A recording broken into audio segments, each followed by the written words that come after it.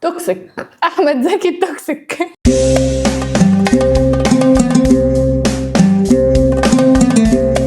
انا جنزي. أنا جنزي. انا جنزي. أنا جنزي. أنا جنزي. أنا جنزي. دول شباب من جنزي، هنخليهم يشوفوا تريلر احنا اللي عاملينه لفيلم قديم ومهم من كلاسيكيات السينما المصرية. هم غالبا ما يعرفوش عنه اي حاجة. هناخد رياكشناتهم وانطباعاتهم عن الفيلم وهنعرفهم اكتر عن السينما القديمة اللي كلنا حبيناها.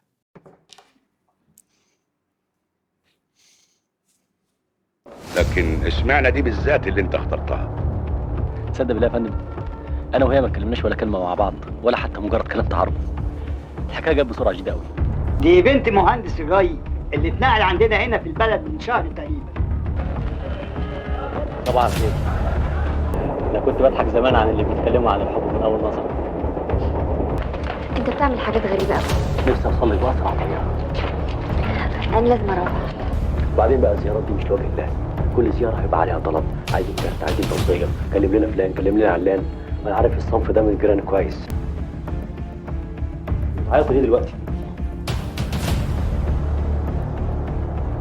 كلميني ورد عليا.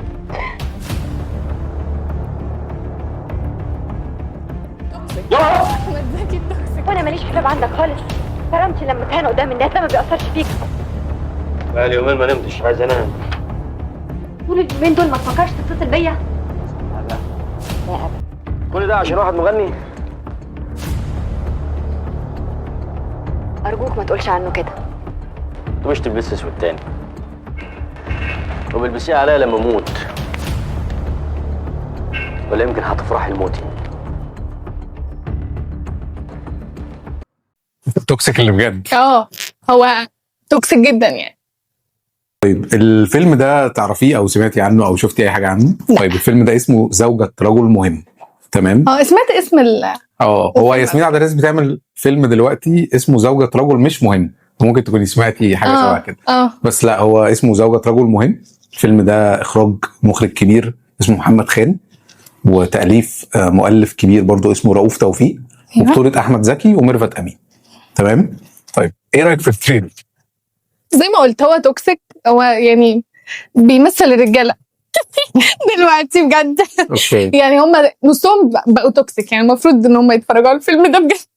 طيب الاجواء بتاعت التريلر رايك فيها ايه؟ فكره اللي احنا بنتكلم على ضابط بوليس وبيحاول يتجوز، ليه طباع صعبه شويه، ليه اراء صعبه جدا، ورد فعل الزوجه بقى اللي شفتيه في التريلر رايك فيه ايه؟ انا ردة فعل الزوجة ده شيء طبيعي جدا على المفروض اللي هو بيعمله يعني. اوكي. لان هو بيتعامل معاها باسلوب مش كويس، حتى لو هو مضغوط بقى في شغله والكلام ده كله يعني.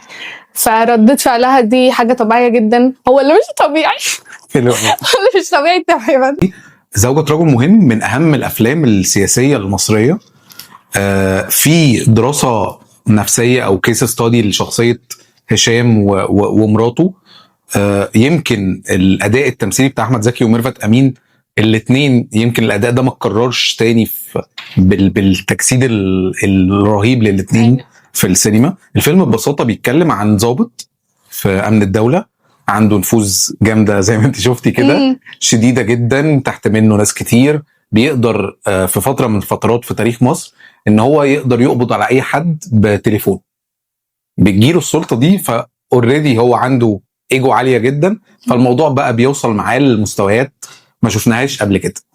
بيسيب شغله بسبب الاخطاء الكتيره اللي هو بيعملها، فدلوقتي هو ما عندوش اي حاجه يمتلكها في حياته يقدر يسيطر عليها غير مراته. حابب اعرف منك رايك في العلاقات اللي شبه دي، يعني العلاقات اللي فيها تملك او ان الراجل عايز يتسلط بشكل كامل على الست. بحس ان دي عقدة. يعني الراجل بيقدر ان هو يعبر، هو ده اكيد مش مبرر يعني، بس ان هو بيقدر يعبر ان هو يقدر ان هو يمتلك حاجة دي. فدي حاجة وحشة جدا بالنسبة سواء اي علاقة بقى. فعلاقة وحشة جدا جدا، بتأذي الاشخاص سواء من بنت لولد او من ولد لبنت، بتأذيهم جدا. وحاسه ان دي حاجه مش حلوه يعني. حتى لو عشان في بعض برضو البنات الفتره دي بتبقى حابه فكره السلطه او كده، ايوه لا، فانت ممكن تتنازلي شويه في العلاقه الشخصيه مقابل ان انت يبقى قدام الناس زوجة رجل مهم. لا طبعا ما خالص.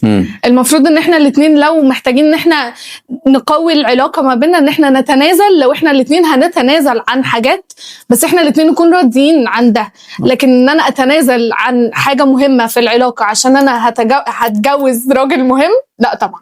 اوكي. حاسه ان هو مش حاجه كويسه حتى لو يعني. مقابل ده هتاخدي حاجات كتير قدامها، يعني زي ما بقول لك حاجات ماديه مش هتعيش كتير، زي ما قلنا زي ما حضرتك قلت يعني في الفيلم. اوكي. ان هو خسر شغله بعد كده، فانا المفروض عملت ايه بقى بعد كده بشغله؟ يعني انا ما عملتش حاجه. حاسه ان هي مش حاجه كويسه. طب تفتكري عشان الفيلم في فتره زمنيه ابعد شويه من اللي احنا فيها، هو عامه انت تتوقعي الفيلم ده انتاج سنه كام حاسه في التسعينات، مش عارفه ليه. اوكي، هو يعني قريب من التسعينات، هو 88.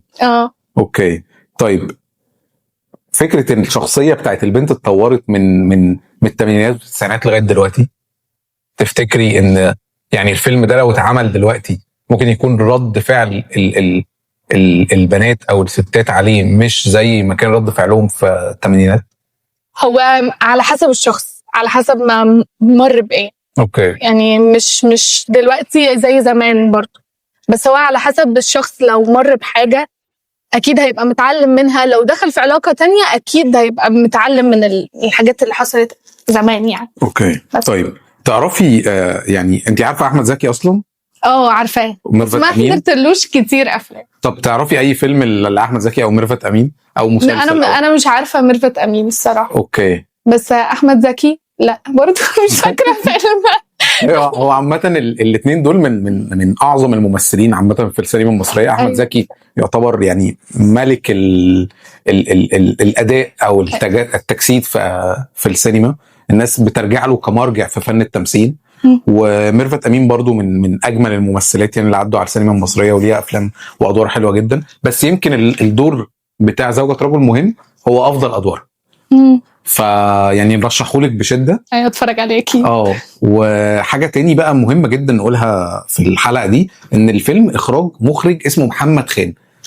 اعتقد برضو ما سمعتيش عنه، بس هو يعتبر يعني في فتره بتاعت الثمانينات والتسعينات كانت في فتره اسمها الواقعيه الجديده، كان في شويه مخرجين كده شباب بداوا ينقلوا السينما من حاله الى حاله، منهم محمد خان.